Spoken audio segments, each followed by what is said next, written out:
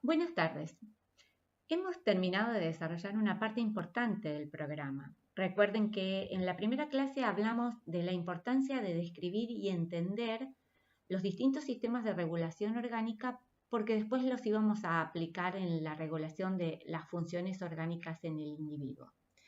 Hablamos de las bases de la regulación fisiológica donde destacamos la acción de las proteínas como molécula reguladora de las funciones orgánicas y luego hablamos de sistema endocrino donde describimos la acción de las hormonas como mensajeros químicos y finalmente describimos este gran sistema regulador que es el sistema nervioso. Con todos estos temas completamos la descripción de los sistemas de regulación y ahora vamos a comenzar a hablar de los distintos sistemas orgánicos y cómo se regulan aplicando todos los conocimientos que aprendimos hasta el momento, lo cual es un gran desafío. En las próximas clases vamos a desarrollar o vamos a hablar de este gran tejido, importante tejido, que es la sangre, comenzando con una primera parte que es vamos a hablar de la definición y de las funciones, y en una segunda parte vamos a describir las características físico-químicas y la composición. El objetivo de esta clase es comprender las características de la sangre como tejido y conocer la composición relacionándola con las funciones que realiza.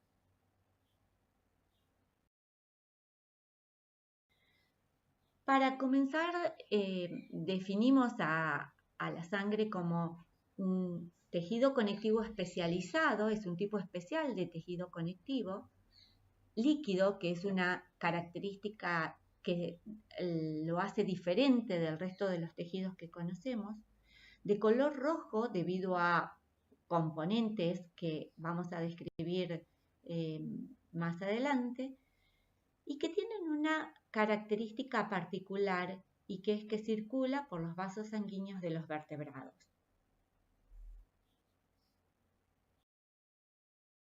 La sangre es la responsable de la logística de distribución e integración sistémica.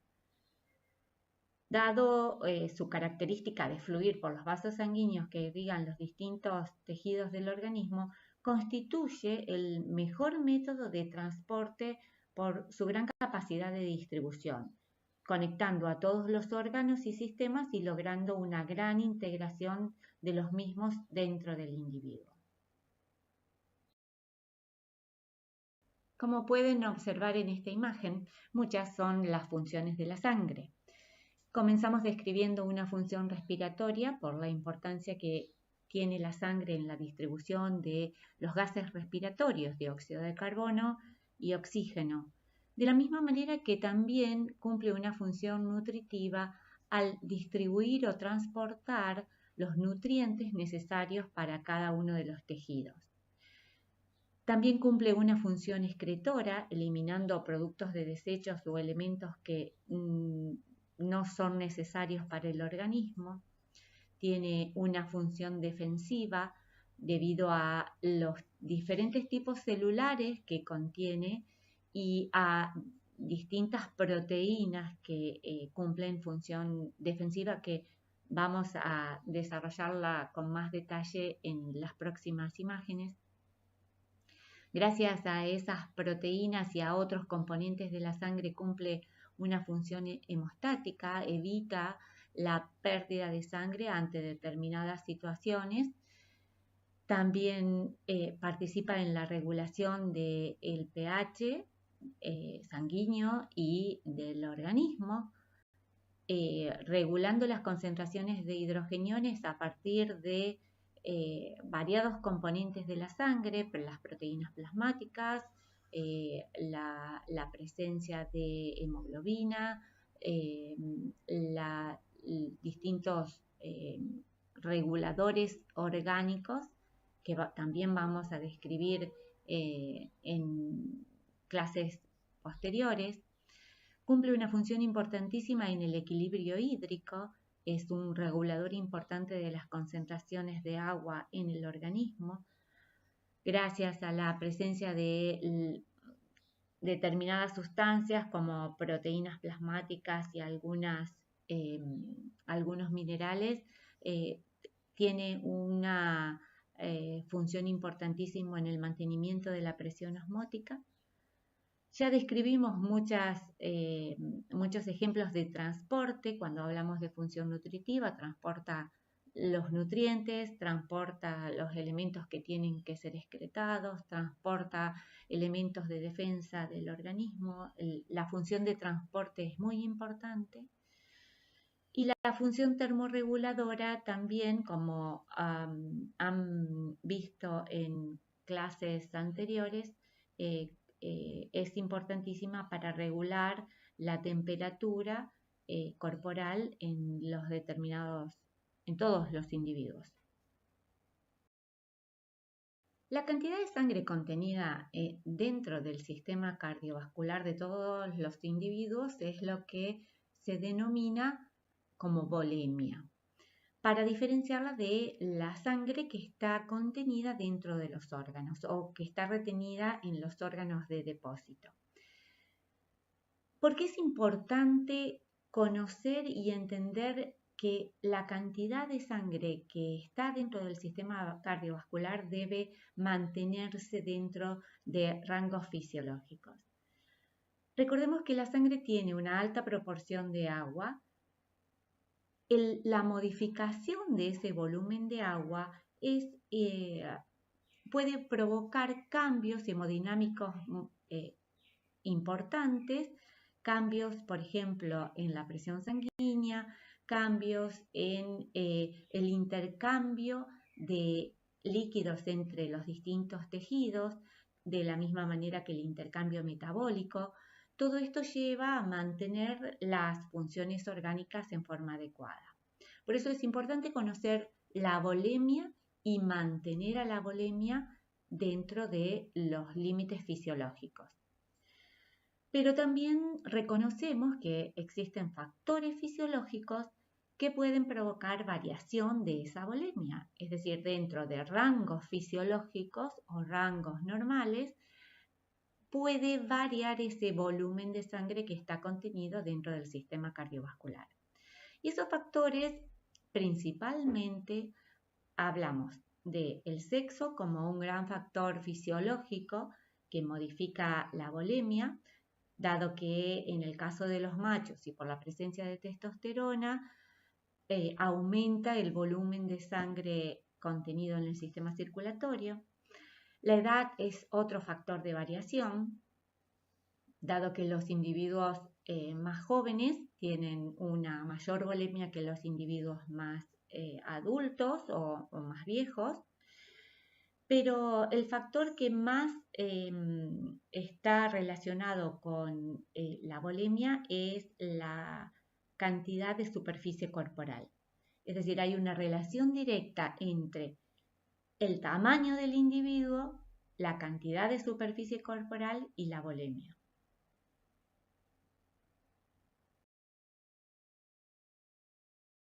El volumen de sangre contenido en el sistema circulatorio de un individuo está en relación al peso corporal y representa alrededor del 8% del peso corporal. Cuando hablamos de volumen de sangre, nos referimos a mililitros de sangre por kilo de peso vivo. La normovolemia hace referencia al volumen normal de sangre contenido en el sistema circulatorio, que se mantiene dentro de límites estrechos sin variar a lo largo de la vida del individuo. Un individuo que no presenta patologías, ¿no? Ese volumen de sangre normal se mantiene dentro de límites estrechos o regulados a pesar de las variaciones en el volumen de agua corporal total. Por ejemplo, las funciones fisiológicas del individuo diariamente modifican el volumen de agua corporal total. Las pérdidas de aguas producidas por la orina, las pérdidas de aguas producidas por el sistema respiratorio, que alcanzan a volúmenes importantes dependiendo del tamaño corporal, las pérdidas de agua producida en una hembra que está lactando, son importantes, pero esto se refleja en los cambios de volumen de agua corporal total y no modifican el volumen de sangre. Por eso se mantiene la normovolemia. De todas maneras hay o se producen situaciones en las que puede variar el volumen de sangre, ya sea fisiológicas o patológicas. Estos cambios en el volumen de sangre se denominan como hipovolemia en el caso de una disminución del volumen de sangre o hipervolemia en el caso de un aumento del volumen de sangre. Esta hipovolemia puede estar relacionada con un cambio en la concentración de las células o de los elementos formes y de los distintos componentes sólidos de la sangre, por lo tanto lo denominamos como hemoconcentración. Disminuye el volumen de agua manteniendo una cantidad de sólidos, una cantidad determinada de sólidos, pero al disminuir el volumen de agua se concentran esos sólidos.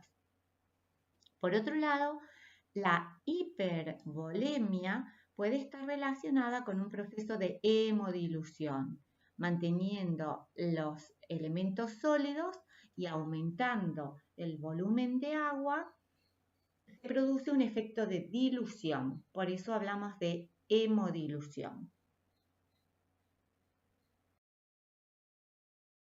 Hablemos de las propiedades físico-químicas de la sangre.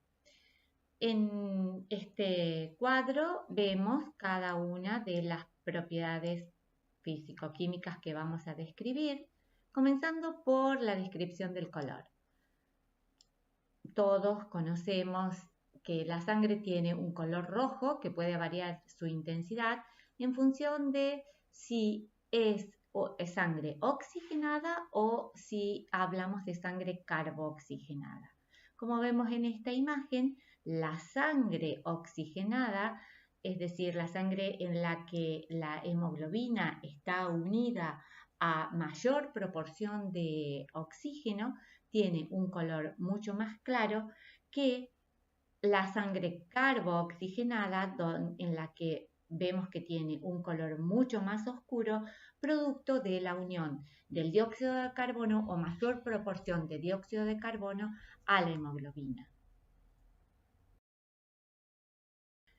Otra de las propiedades físico-químicas es la viscosidad. Cuando hablamos de viscosidad,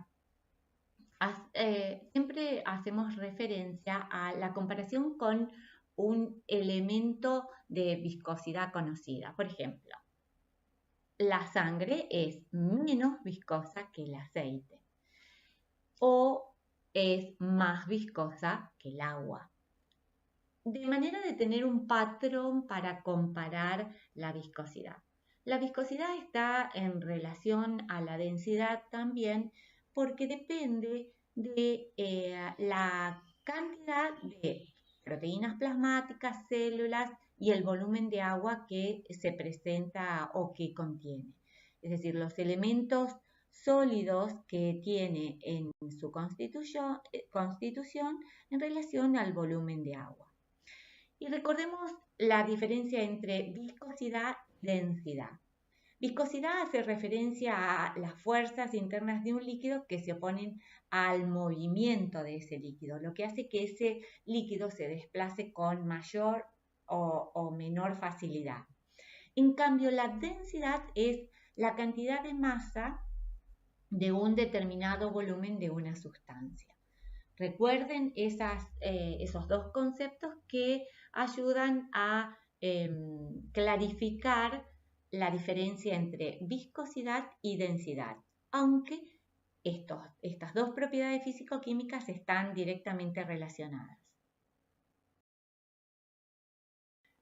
Otra de las propiedades físico-químicas de la sangre es la presión osmótica, que está en relación a la cantidad de proteínas plasmáticas que contiene la sangre y las sales que están presentes en la sangre.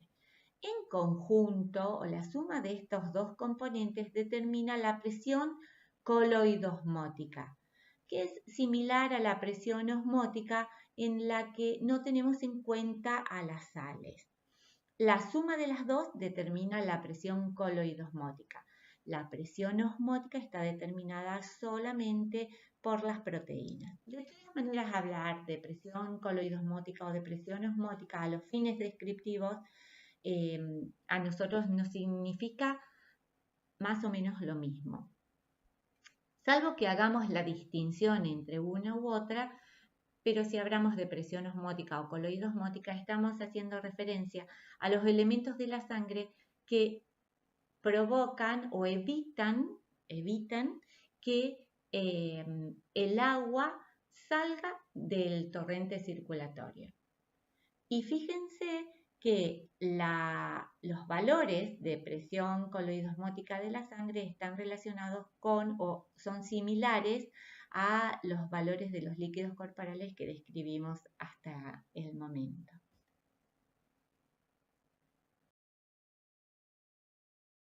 Con respecto a el sabor que presenta la sangre, el sabor de la sangre es salado, o lo describimos como salado por la presencia de la gran cantidad de sales que contiene la misma.